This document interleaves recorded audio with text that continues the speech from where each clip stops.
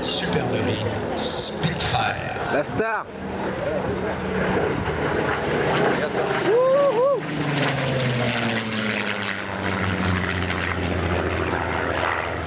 Il y en a qu'un comme lui. C'est le plus bel avion de tous les temps.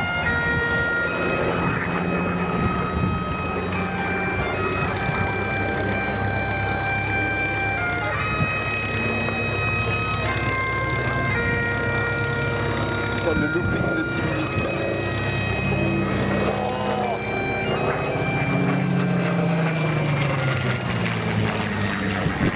Vous prenez le même gamin qui, quelques mois auparavant, travaillait peut-être comme chauffeur-livreur chez Barclays ou chez Abercrombie & Fitch, puis vous le transformez en aviateur en le formant dans un biplan approximatif, comme le Tagamov qu'on vient de voir, et quelques mois après, vous le lâchez là-dedans. Eh ben, il s'éclate.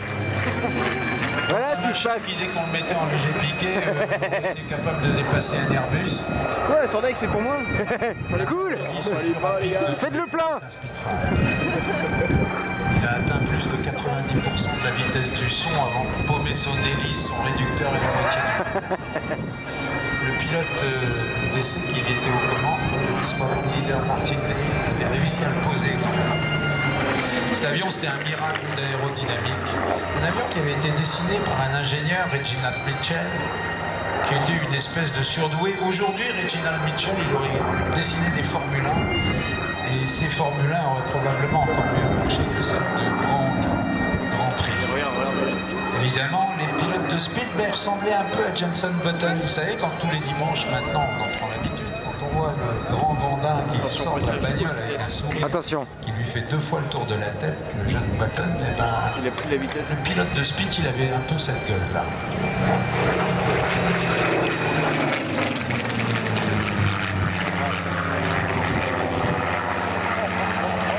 Le Speed, celui qui va le piloter, c'est quand même une énigme. Monter dans ce truc et le fuselage est tellement étroit que quand vous refermez la petite trappe latérale, là, vous avez une tendance naturelle à effacer les épaules, à vous mettre en biais tellement le fuselage est étroit. Après, quand vous fermez la verrière sur votre tête, bah, vous sentez vraiment comme le noyau au cœur de l'olive. Hein. Vous n'êtes pas dans l'avion. Ça, c'est de la métaphore. Le cockpit, c'est hallucinant, c'est anglais, c'est le délire, c'est Alice au pays des merveilles, version aviation. Il y a tout partout. Il n'y a pas d'ordre précis, mais pourtant, dès que vous mettez en route et que vous commencez à vous en servir, étrangement, tout tombe en place. C'est comme les montres à l'ancienne avec des aiguilles. Instinctivement, on sait que c'est bien. Et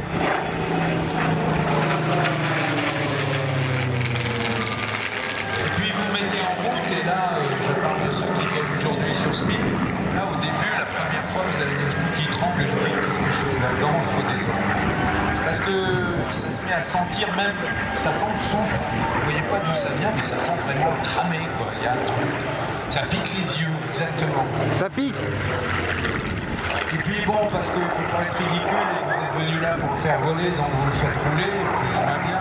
Vous arrivez en bout de piste et puis il faut faire vite, parce que c'est un avion qui boum au sol. Le moteur surchauffe très rapidement. Il faut vite se mettre en l'air pour qu'il remonte, redescende dans les températures correctes. Et là, vous le mettez en l'air. Et au bout de 15 secondes de vol,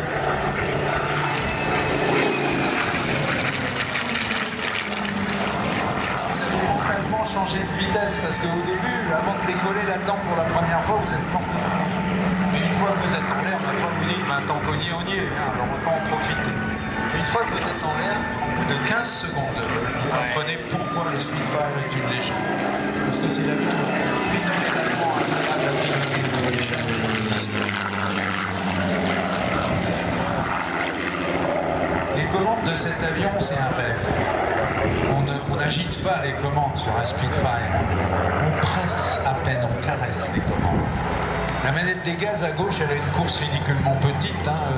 Le premier centimètre, vous mettez 250 chevaux dans l'hélice. Le deuxième centimètre, vous mettez 500 chevaux dans l'hélice. Le troisième centimètre, vous mettez 1200 chevaux dans l'hélice.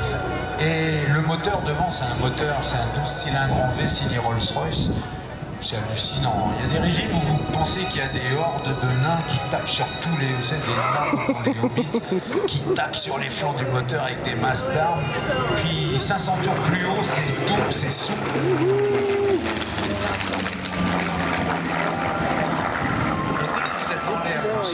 Si pour peu que vous ayez trouvé, que vous soyez rappelé comment on faisait pour rentrer le train, c'est bizarre, d'habitude pour rentrer le train, il y a une manette, on la monte, on la descend. Là non, on a l'impression de changer de vitesse sur un bus à l'impérial londonien.